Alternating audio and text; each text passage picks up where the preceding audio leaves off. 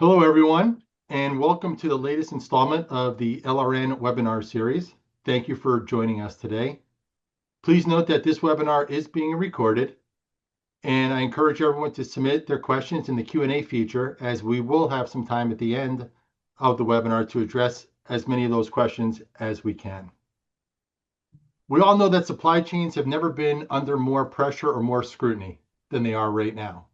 Between tightening regulatory expectations, increasing demands for third-party accountability, and rising visibility into ESG and human rights practices, organizations are being asked to manage risks that are more interconnected and more complex than ever. And that's exactly why today's conversation is so important. Ethics and compliance teams are no longer just advisors in this space. They're central to protecting the enterprise from avoidable regulatory, operational, and reputational risk. Over the next 60 minutes, we're going to look ahead. We'll break down what's changing, what's coming, and what practical steps you can take to build smarter, more resilient, and more ethical supply chains heading into 2026. We'll explore evolving regulations, real-world strategies for strengthening third-party due diligence and accountability, and how tools like Catalyst Reveal and Catalyst Supplier can support continuous monitoring at scale.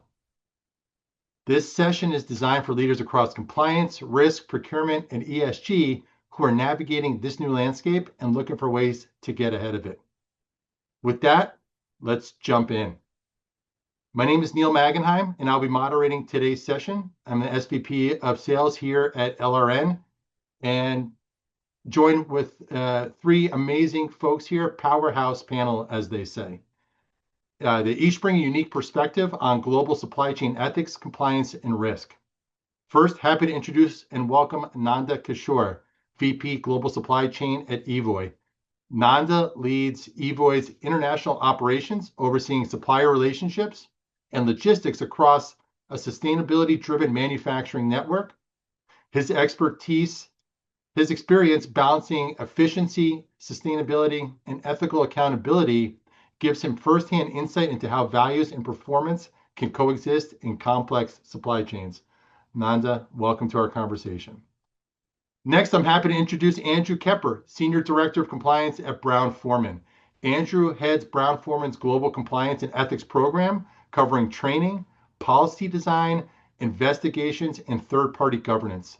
His expertise lies in integrating compliance into business strategy, ensuring that integrity is both a competitive advantage and a shared mindset across global operations. Andrew, thank you again for joining and welcome. And rounding out the panel, Maurice Crescenzi, Industry Practice Leader at Moody's Corporation. Maurice helps to set and drive the go-to-market strategy for Moody's Analytics. With regard to Moody's Analytics' corporate client base across all industries, leveraging more than 30 years of professional experience, Maurice works with GCs and chief compliance officers, chief revenue officers, CFOs, and other risk leaders to better manage third-party risk. Maurice has worked for Fortune 10 organizations, served as a chief ethics and compliance officer, an accounting firm managing partner, and a Big Four consultant. In these roles, Maurice has helped organizations design, implement, and enhance a wide array of risk management programs, including governance structures, ERM programs, ethics and compliance programs, ESG programs, and TPRM and supply chain programs. Maurice, Andrew, and Nanda, welcome to the session. Very excited to get your insights. Thank you for joining us. All right, before we get into frameworks and discussions and solutions, let's acknowledge how we got here. Over the past year, several high-profile supply chain disruptions across industries have revealed how fragile even sophisticated operations can be when accountability and communication falter.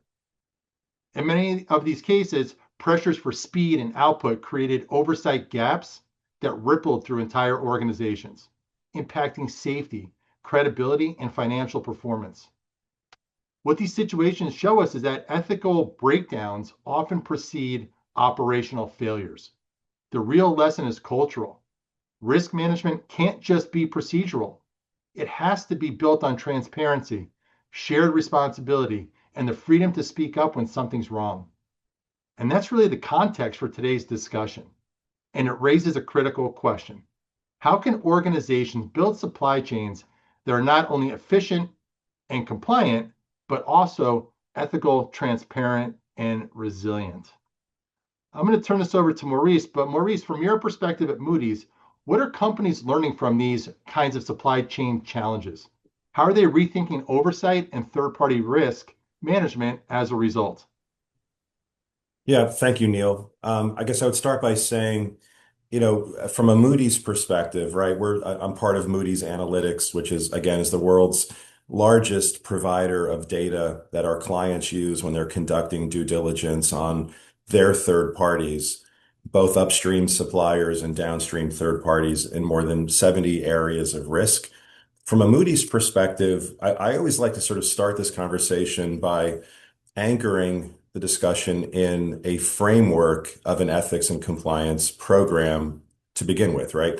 So if we here today and those in the audience sort of like train your eyes on the navy blue wheel, that's the sort of like inner part of that framework, you'll count 10 programmatic elements, right? These are the elements that flow from drivers like the federal sentencing guidelines, the DOJ guidance, OFAC, OECD, the FCPA, and on and on and on.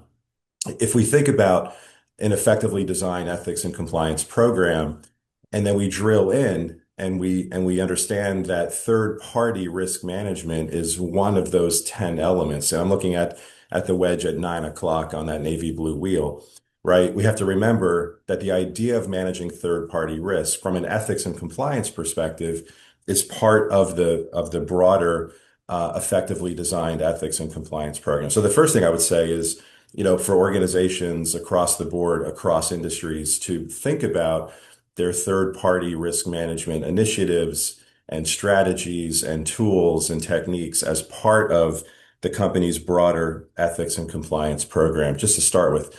And as part of that, we have to recognize that we should be layering into your third-party risk management program various ethics and compliance attributes, like a culture of ethics and compliance, right? Starting with tone at the top. All of that should cascade down to and permeate the third-party risk management program part of the broader framework and other things too, like training and sort of like the helpline and hotline aspects of the program. As much as you can push into that third-party risk management program element, the better. And the second thing I would say, Neil, is if you don't mind turning to the next slide, if you were to drill into that wedge at 9 o'clock and just take a look at the third party risk management program element of the broader ethics and compliance program, what you then see is what I like to think of as a life cycle, right? If you look at our Department of Justice guidance, for instance, and what the DOJ expects from end to end, what you should be doing for all third parties, whether it's suppliers or downstream distributors or brokers or what have you. The idea is that organizations should have these 13 or 14 compliance controls in place to manage third-party risk across that third-party ecosystem, beginning with having a business rationale in the first place for engaging with that potential third party. And then once you sort of do that and you engage in fair procurement practices, the idea is to then know who you're doing business with. And another way of saying that is conducting due diligence on suppliers, on distributors, on freight forwarders, et cetera. And that's really where Moody's comes into play, just to maybe highlight that. With our being a data company, we help support our clients in like six of those areas that are more data oriented. So really, it's 2 points. One is to think about the third-party risk management program element upstream and downstream as part of the company's broader ethics and compliance program. Then the second big takeaway is to sort of build out an end-to-end third-party risk management lifecycle and leveraging data wherever you can across that life cycle, like in these six examples that are showing here with the M for Moody's. So I'll pause there, Neil, but I hope that that's responsive to your question. Very much so. Great oversight there. Great input there, Maurice. I think it helps frame the conversation. And just kind of makes me start thinking about, as you so eloquently laid this out, we start thinking about readiness and thinking about as we're looking at the life cycle and all different frameworks, how are our this how is this space like what does the readiness for regulations look like? And I'm going to transition from Maurice's framework and life cycle into that question here as it relates to readiness. We saw how Maurice laid it out, but the question is, how prepared is your organization for relevant third-party and supply chain due diligence requirements? For example, the EU CSDDD, the German Supply Chain Due Diligence Act, the UK Bribery Act, the US Foreign Corruption Practice Act, and any other related DOJ guidance. So I'll give it a second here for the audience to give their insights here.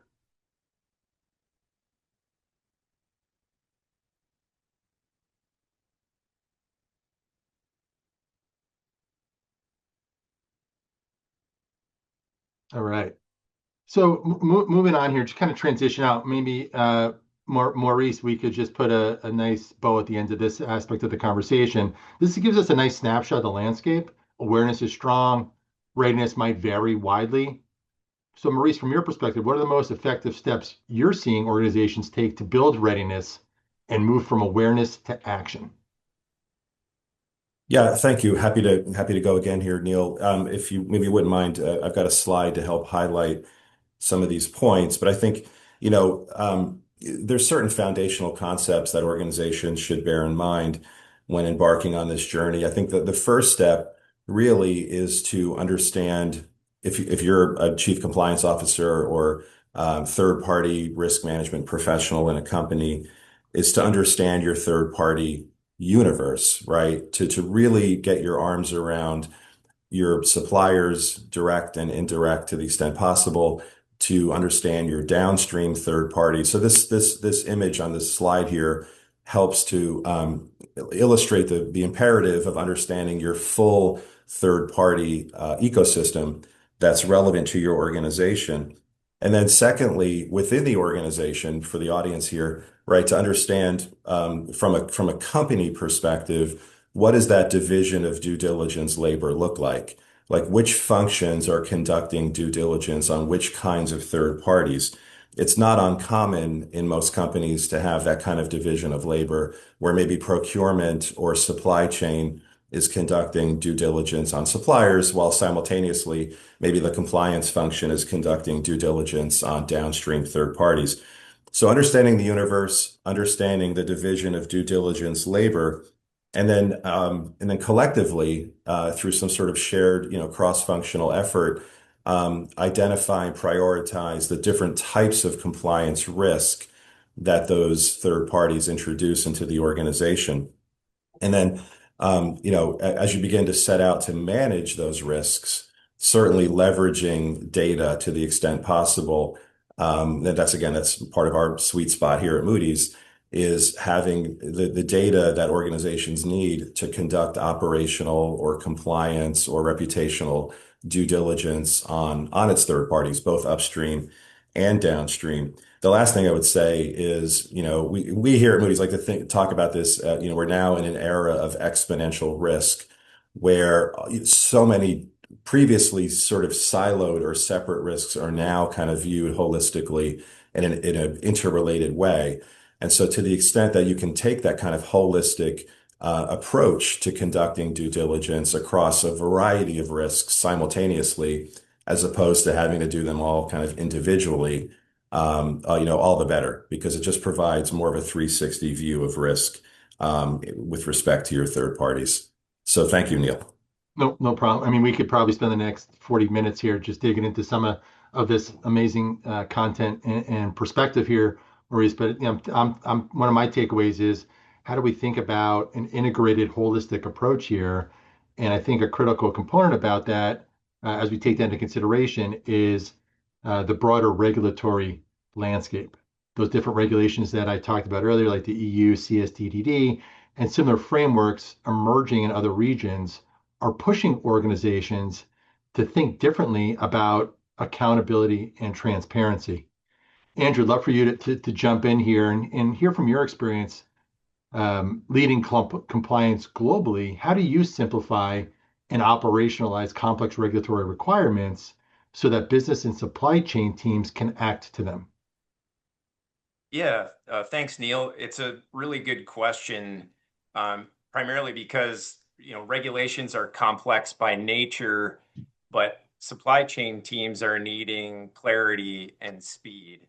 And so the challenge is really, how do we bridge that gap? And for me, the holy grail is really around embedding compliance into our supply chain systems so that doing the right thing, becomes easy and almost automatic. And most companies have a long way to go before getting there. And the companies that I've worked for are certainly in that situation as well. But I think we're trying to focus on three major areas. The first is really around collaboration. And we can't have compliance be a checklist that supply chain teams need to complete. It needs to be a shared responsibility. And we find when rules are created in isolation or handed off, the teams are often struggling to make those work. And so, the first priority, I think, is really bringing teams like procurement, logistics, sustainability, legal together, early in the process as new regulations come along. And, when these teams are designing, solutions together, the solution becomes purpose built and it gets built into the way that the business operates. And it's not instead, sort of an afterthought or an extra burdensome step. So, the second area that I think that we want to focus on is really around automation. And I think that compliance often fails not because people are, trying to be bad people, but because it feels like it's an extra step for business teams. Everyone within our organization, every organization is busy, and if doing the right thing is going to slow them down, um, there's a tendency to look for shortcuts. And so compliance can be most efficient when it's embedded into the systems that are already being used, right? And those are things like your procurement platforms, your ERP systems, logistics workflows, things like that, or through the adoption of new tools that can integrate kind of seamlessly with those types of systems.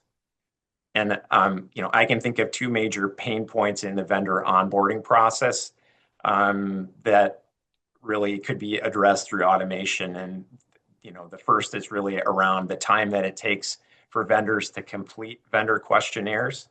It typically takes a long time and it slows down processes for supply chain teams. And the other is really around the time that the compliance team needs to spend in reviewing the documentation that is provided in response to the due diligence questions. And so, we're exploring some, new technologies that we could implement, like, web scraping that could be used to pre-fill vendor questionnaires, or, generative AI to summarize documents that have been provided back by suppliers. And I think these technologies have a lot of potential to speed up supply chain processes. And then just the last area that I think we're focusing on is really around prediction. And historically, compliance has been kind of a reactive role, and we're responding after regulation changes. Someone calls a hotline, or audit uncovers a gap, and we're trying to be in a state where we're better able to anticipate risks either before they happen, or at least early enough before things get out of control. And really, you can do this through data analytics. And I think the approach of being proactive and predictive helps ensure supply chain resiliency, and can be a benefit to supply chain teams by incorporating that into your program. Love your perspective on that, Andrew. So many questions I'd love to ask to dig in a little deeper, there are two things that I took away is having the right people at the table having the conversation, having the organization be in harmony, and thinking about how could we anticipate various aspects of this conversation instead of being reactive, maybe be a little more proactive. And you started hitting on it when I think about how do we get people in harmony when we have the right people sitting in a room together, is you start thinking about data and analytics, which I think you brought up. And to me, it's a nice transition to Maurice here, thinking, maybe Maurice, just in general, how are organizations evolving their approach to supply chain and third-party oversight to keep up with these expanding expectations? Where do you see opportunities where organizations are currently leveraging data analytics to stay ahead of compliance demands, or some of the trends where we're starting to have some of those conversations that we might not have been having those conversations historically? Yeah, thank you, Neil. And if I may, just go back to a few points that Andrew touched on, which I really resonated with me, and it does kind of build a segue to your question anyway. But when Andrew was talking about the pain points that organizations are grappling with, he highlighted two of them, kind of both kind of time related. I guess I would just add on top of that, I'm sure Andrew would agree with this as well. It's like reducing false positives, right, has been kind of a pain point for many organizations. You can kind of layer that into the time factor as well. But I think just specifically on false positives, um, that really is where artificial intelligence is coming into play for this particular use case. And I always, on these kinds of panels, I always, encourage the audiences to recognize that the phrase artificial intelligence can mean 1,000 different things to 1,000 different compliance professionals. But here, the way we're using artificial intelligence, it's, layering that technology into the data and into the workflow tools to help speed up time to adjudication and help reduce false positives, i.e., generate more accurate results. So I think, right now, artificial intelligence is being used effectively and in real time right now as we speak. It's not like coming, it's here. We've been doing this now for a while at Moody's to help clients address those two pain points.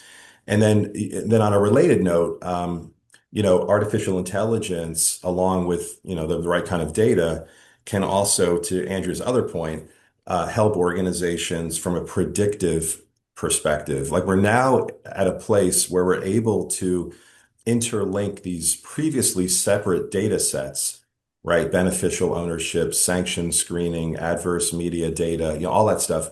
Now it's all interlinked. And with the right kinds of artificial intelligence, we can deliver to our clients pre-calculated insights to say, hey, this particular supplier has some resiliency risk or some operational risk or some likelihood of default risk or credit risk, which could also lead to potential human rights violations or bribery or corruption risk. Like we have the ability now to pull all of that together in a predictive way.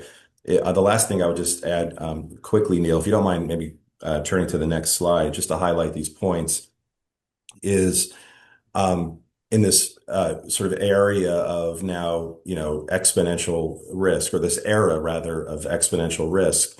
We have the ability, and clients now have the opportunity to take a unified, holistic view of risk, both upstream and downstream, to figure out, which suppliers or which downstream consultants or third parties are bringing into the organization a wide variety of different kinds of interrelated risks. So we have the ability to with the data to help companies manage risk across that full spectrum, and then layering in AI to achieve some of those benefits that I had highlighted earlier. So yeah, I will pause there, but hopefully that's helpful, Neil. No, it's very helpful, Maurice, for sure. And it gives that next level perspective on what Andrew so eloquently laid out, and how we can start thinking about this unified view into what we're talking about today. So no, greatly appreciated for sure. So as we're thinking about the flow of the conversation, I think it's important to shift from regulation to execution. So across industries, we've seen that due diligence can't end at onboarding. It has to be continuous. collaborative, and grounded in trust.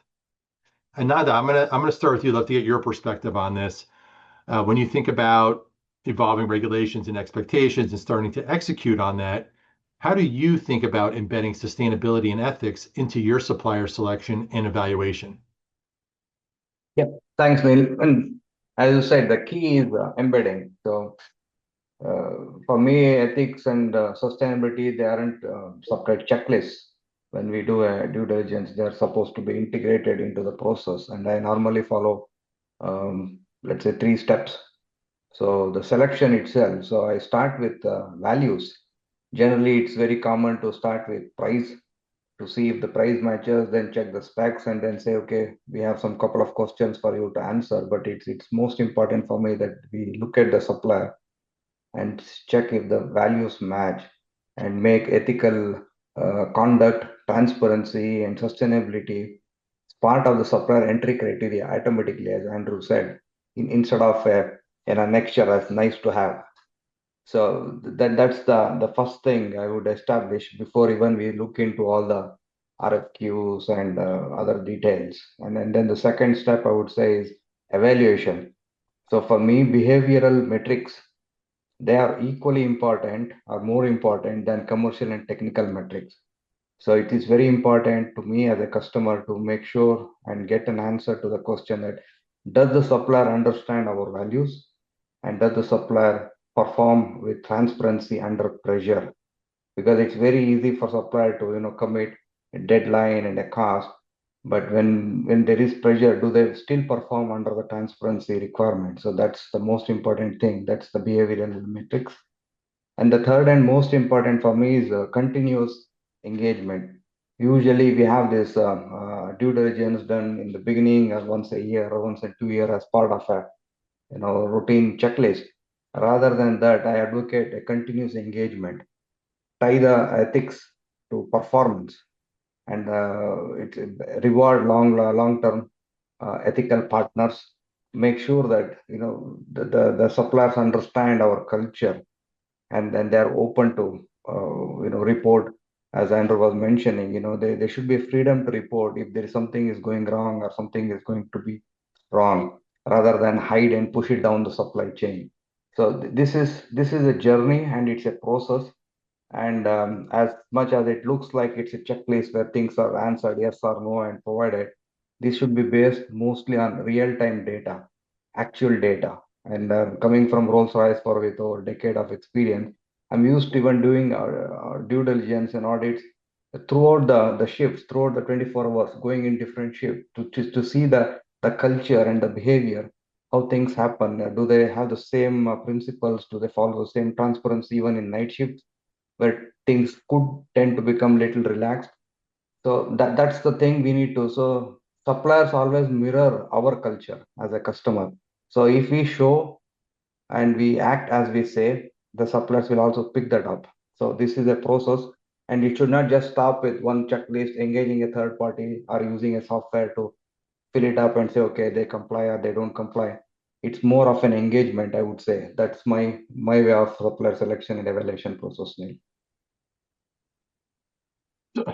So much insight there, Nanda. Like I'd love to keep on digging into that. But one thing that comes to my mind as you're laying that out is how do you it feels like your relationships and your approach to this, it really is just that. These are bi-directional business partnerships and relationships. And it kind of takes the transactional nature off the table and out of the equation.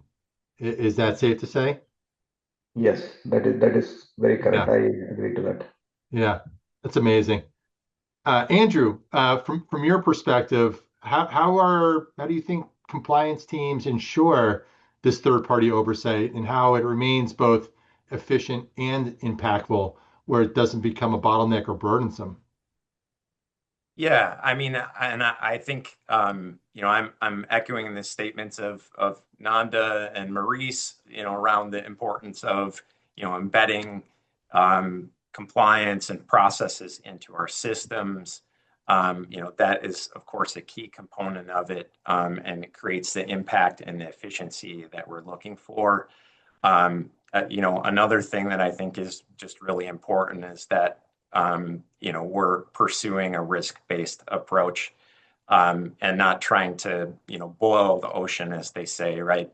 Not every risk that we look at has the same profile. And so as compliance leaders, we need to make tough decisions and, decide where to properly focus our attention in a world of limited resources, right? And so, we're going to be using a tiered type of approach where we're focusing our time on our highest risk vendors. And so, those that are going to be in high risk regions or handling sensitive data, things like that, those are going to be areas where we want to dedicate our attention.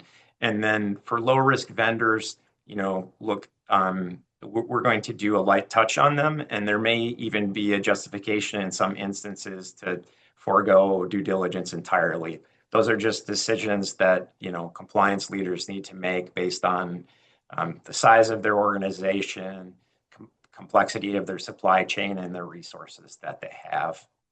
And then really the last thing that I would say around making things more efficient and impactful is really getting to a world of continuous monitoring. It's very easy to conduct a review at the beginning as you're bringing on a supplier, but if you're setting up your system so that you're receiving real-time alerts, and able to monitor your suppliers for adverse media, different things that may come up, as you're working with them, those are real things that can help prevent supply chain problems. And so that ongoing monitoring can really be a strong driver of impact. So much there. Ongoing monitoring. You talked about different tiers, different regions, and the diverse nature of some of these global organizations, and the different approaches that you just so eloquently laid out. Kind of leads me to tap in Nanda back into the conversation and say, kind of learn a little bit more, Nanda, about your approaches. Right? Evoy is a global organization. I'm sure you have different supply tiers throughout different regions. What approaches, from your perspective, help maintain that level of consistency given the diversity of the tiers and the regions? Yeah, that's a good and complex question. There is no one single answer to that. Even if you're dealing with a single site of manufacturing with suppliers across different regions, and they have their own sub tiers and in different regions, that itself is complex. And then you bring in multiple manufacturing sites and in different regions and their sub tiers and suppliers. So that becomes so complex. So the challenge is culture. Culture is the most important thing in any organization, which sort of kills the entire purpose. So the reason is, even if of course, we have to have a global standard, but we should be flexible enough to allow the regional, incorporate the regional flexibility. But it should not be at the extent of or at the cost of interpreting the standards and policies. That's where the culture comes in, because the training of the local teams, procurement, your quality, your logistics, finance, for example, even the HR, they have to interpret the standards and policies in the same way, even though there is a local flavor to it. If the interpretation itself is different, that kills the whole, the purpose and makes it more complex. And the most important thing is, at least from supplier perspective, or for suppliers, I would say one truth source for supplier data globally.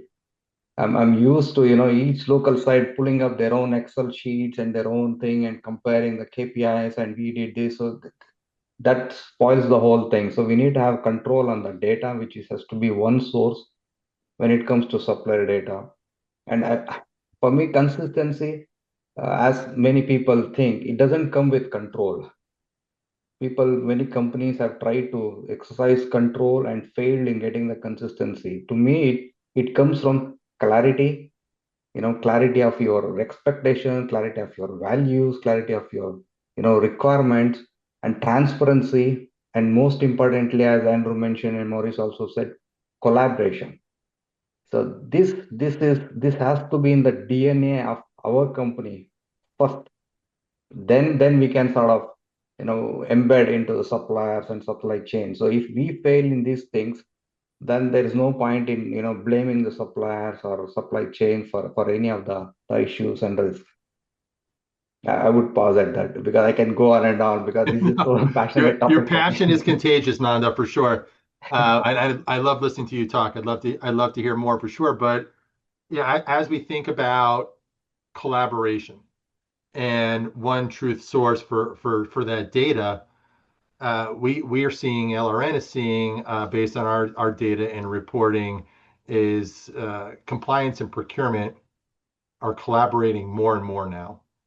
Some organizations are a little further ahead than others, but what we're seeing is and learning more about is how they can collaborate to ensure those due diligence findings that you're talking about.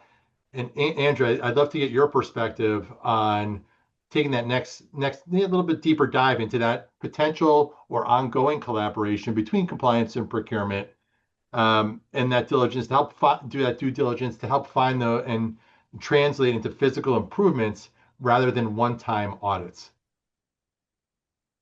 Yeah, I mean, for a compliance team, we're really good at identifying risks. That's what we've been trained to do. That's typically the easy part, right? The real challenge is oftentimes fixing those risks. And there's a tendency within organizations, maybe it's an organization that you're currently working at or previously worked at, where reports like this get filed away somewhere, for documentation purposes.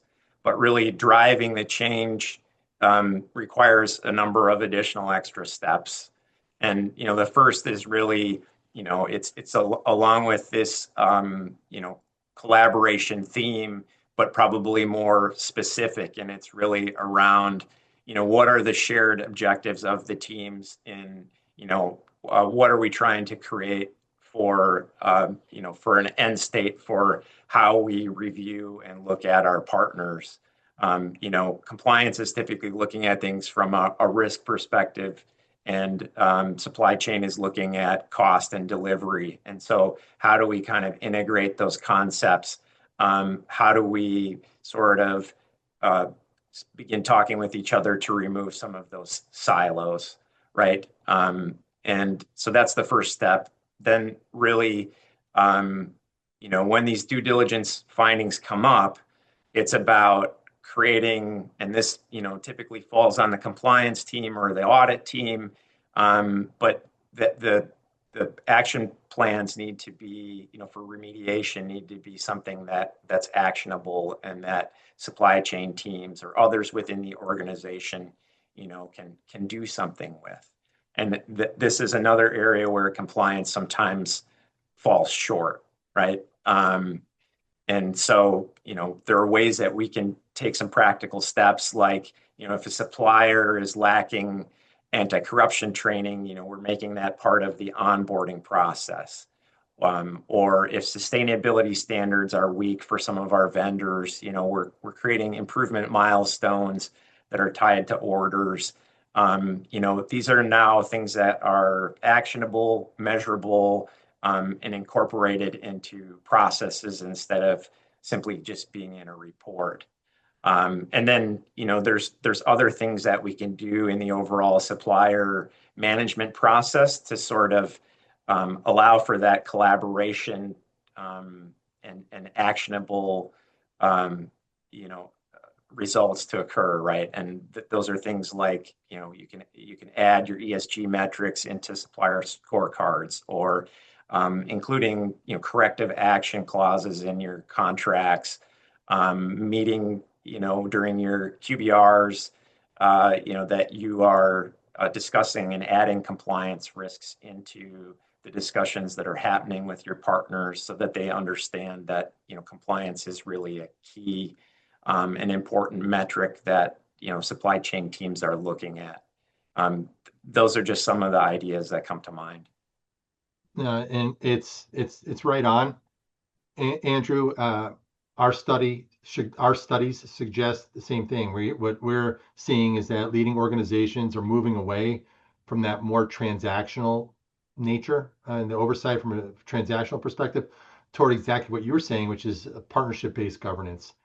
And part of that is not only the internal collaboration, but then how do they treat their suppliers? And what we're seeing is that treating suppliers should be treating their suppliers as an extension of their culture and their values. So it's right on. As we move all along here to our second poll question, which best describes your company's current approach to third-party due diligence? I'm going to give this about 20 to 30 seconds.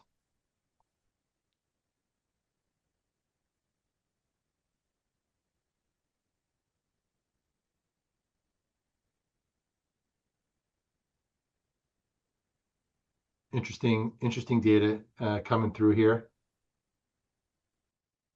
And these ranges aren't much of a surprise. This is what we're seeing in many industries. Andrew, to help tie this up and move the conversation along, how can compliance functions help organizations mature from reactive oversight to continuous ethical accountability as what we were recently talking about?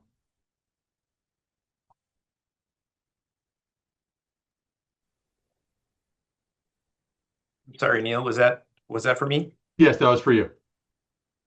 Yeah, sorry, could you repeat? I'm sorry, yes. How can, given some of the results here, what's your perspective on how compliance functions help organizations mature from reactive oversight to continuous ethical accountability? Yeah, I mean, again, I think it's really around this, embedding things into systems, data analytics, leveraging technology to help draw some of these insights out that would be too complicated for, compliance officer to do at scale or compliance teams to do at scale. So you're really able to, leverage those insights and act on them in advance. Where typically compliance programs only have the resources to react to things, right? Got it. Very helpful. All right. So as we move along to the next stage of the conversation, I think it's important that we bring all the different aspects of the conversation together, right? So we think about bringing culture and technology together because the two must work hand in hand with each other, right? Technology provides the visibility, but culture determines how we respond to what we see. And our LRN recent reporting makes it clear that data can identify risks, but only culture and leadership can turn insight into action. So Nanda, I'll start with you. What practices help build a culture of mutual accountability and transparency with suppliers? That's a good question. I did talk about culture aspects, couple of points, but when it comes to accountability, for me, accountability starts long before a contract is signed. If the relationship starts in a transactional way, it will behave that way when pressure hits.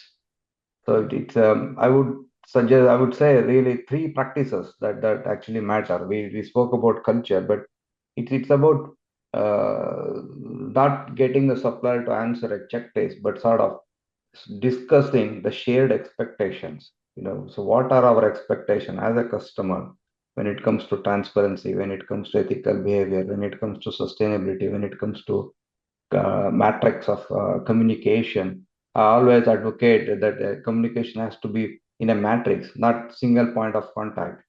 So you have a couple of more people in the organization and different functions talking to different functions. So sort of you sort of spread the communication across the relationship instead of one purchaser guy talking to one sales guy. So the sharing the expectation is very important, and of course the communication.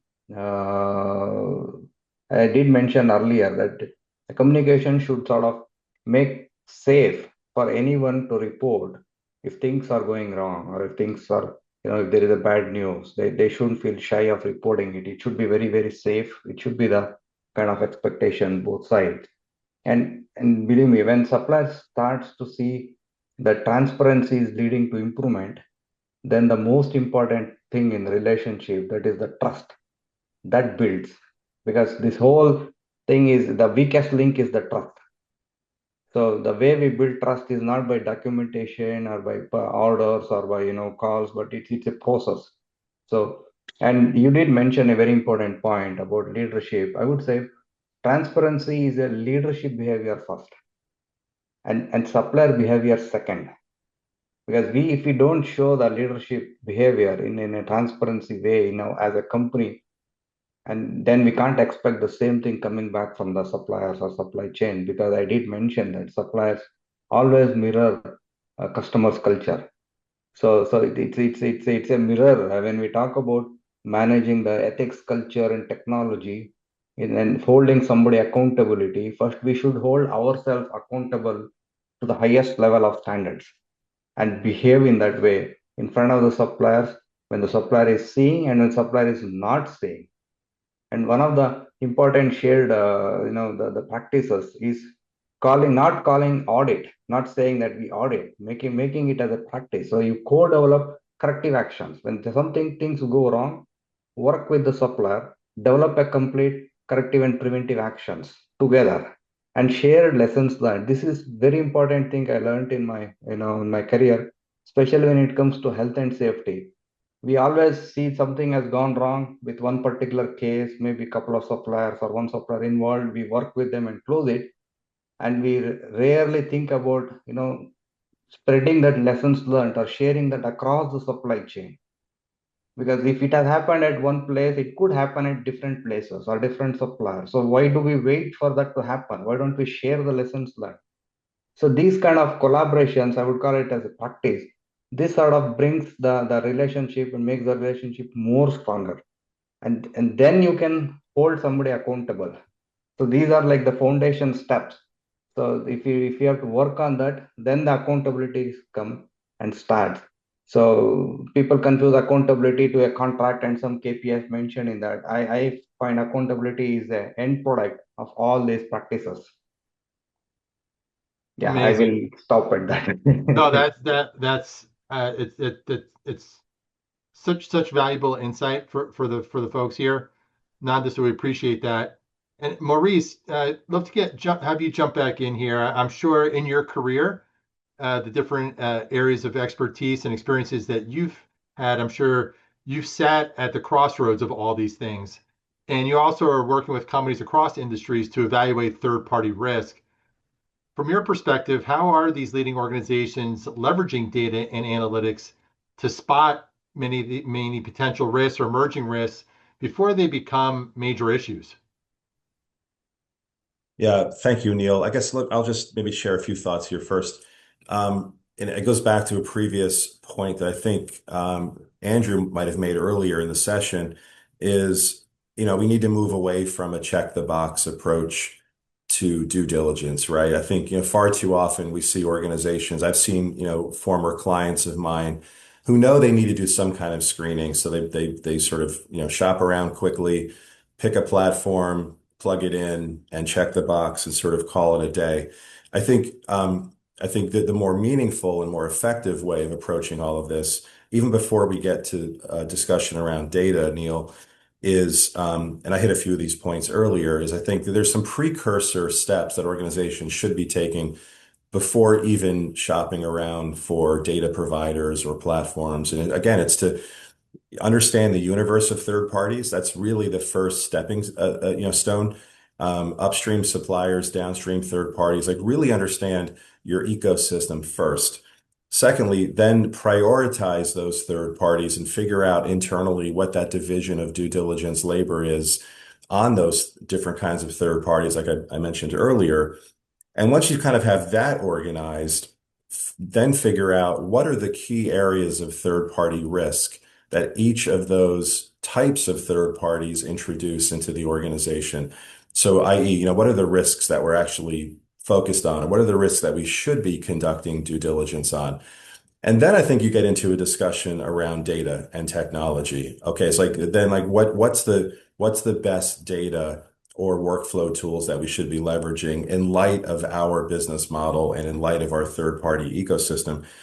And I think, you certainly want the best data available. And I think, when I think about it from a Moody's perspective, one of our, and not to totally, plug one of our databases, but what one of our, primary databases is a beneficial ownership database that has upwards of 700 million public and private entities in it. And you can drill into like, 0.01% granularity in terms of ownership, which is really the first step in leveraging data to conduct due diligence. Is you have to first make sure that you're actually conducting due diligence on the right entity.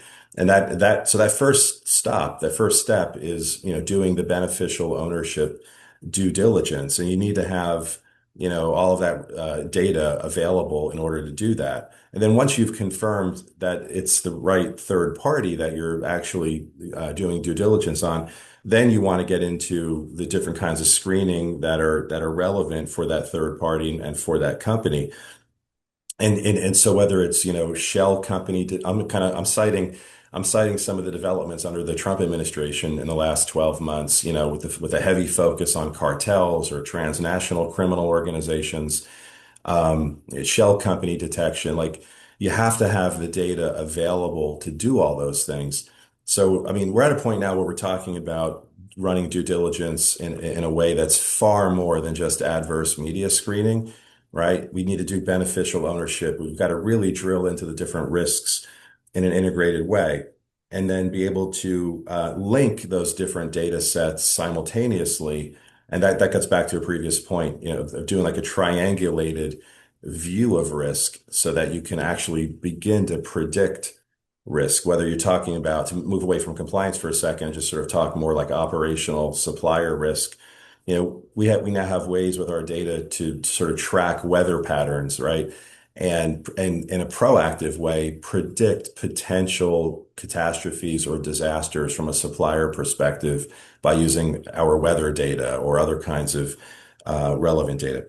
The last thing I'll say is we're seeing clients, Neil, leveraging AI really throughout that process. And I mentioned earlier in the session here today that we use AI as a way of pulling together all of these different data sets, expediting adjudication, and reducing false positives to produce more accurate outcomes. So I hope that that's helpful to you. But yes, very much so. And let's get Andrew's perspective here. I want to be sensitive to time. We got just about 7 more minutes. But Andrew, from your vantage point, leading the in-house compliance program at Brown Forman, what new or evolving risks are arising as organizations increase their use of data and technology in compliance oversight? Yeah.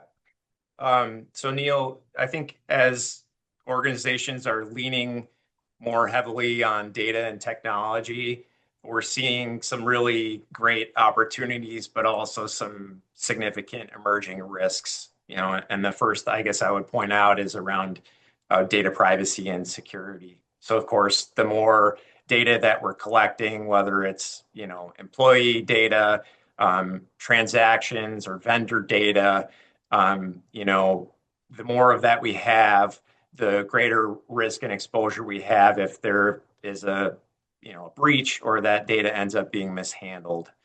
And so, compliance teams and supply chain teams are now becoming custodians of a lot of sensitive information, and more of it. And regulators are tightening their expectations around how data is being stored, how it can be shared, those types of things. So, those things are not only things that can cause legal risk, but can stop supply chains in their tracks, right? Breaches can do that.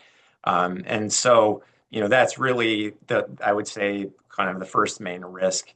Another that I would say is around, bias and automation and risk, as especially as it relates to AI.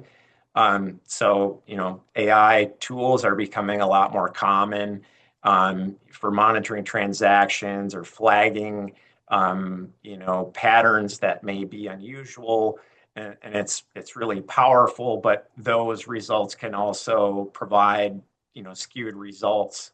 And so those are things that, we need to be aware of and make sure that, the data that is being input is correct. The answers that we're getting out are what we would expect them to be. And the last thing, and maybe this is the one that I worry about the most, it's really around, a concern around abdication of human judgment. And really, as we automate things more and more, and we're talking about how great, technology is, there's a risk that, we all become complacent as it relates to compliance. It's easy to assume that systems are catching things and that, we don't need to monitor them or, watch them. And that I think is a real risk. And I just want to, highlight, a project that we recently completed, just to talk through kind of the thought process and how we evaluate it. So we recently launched a new AI-driven policy chatbot within our organization. So, we've got 90 some corporate policies, and it will allow, our employees to navigate through those policies fairly quickly in real time in, whatever language they need to. And in the first month, right, it's been quite successful from a technology standpoint. It's answered, over 500 questions from our team, and that's really great. But we also put a lot of care into the process of making sure it was going to deliver, what we expected it to. We tested the technology for many months. We looked and spoke with, our legal team about privacy implications, and we're regularly having to remind our team about the limits of, what a chatbot can do and when you need to reach out, to the compliance team directly. So I think those are some of the risks that I'm thinking about. Love that. So many important points from all three of you, and it's no surprise that we're all hearing and seeing the same thing through our studies and our reports as well, that technology really is the key to catching a lot of these issues before they grow. But it's also not just here's technology, go do. It's why are we thinking about bringing the technology in? What are those use cases? What efficiencies and productivity gains are we looking to accomplish? That sort of thing. We have 2 more minutes here, and I want to get to our third and final poll question. What's your organization's next big priority in supply chain risk management? So if the audience would be so kind to spend 7 or 10 seconds here to drop their responses in here.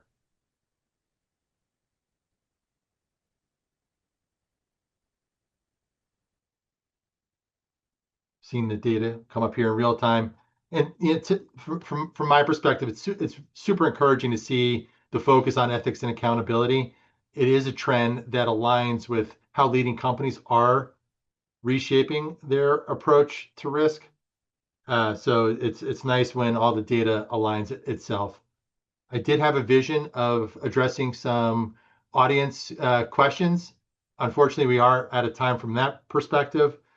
We definitely have all the questions, and we will respond in short order. I will move ahead and just let me close this out and do a quick little wrap up here.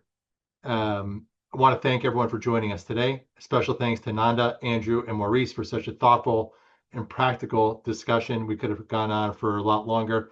But if there's one thing and one theme that emerged, it's this. To me, it's supply chain risk isn't slowing down, and neither are the expectations placed on ethics and compliance teams. As we're hearing today, the right visibility, the right processes, the right technology, organizations can move from reactive firefighting to proactive strategic oversight. As a next step, we'd love to help you explore what this could look like inside your own third-party ecosystem. If you're interested in a deeper dive into Catalyst Reveal, Catalyst Supplier, or in assessing your current supply chain risk posture, our team is happy to set up a short strategy session tailored to your organization. You can hit this QR code here to set up that conversation. We'll also be sending up a follow-up email with today's materials, along with a link to schedule time with our experts as well. This does conclude the 2025 LRN webinar series. We have an action-packed roadmap and strategy for 2026, so stay tuned for that. You could also snap this QR code. Thank you again, everyone, for being here. We look forward to continuing the conversation. Happy holidays to you and yours.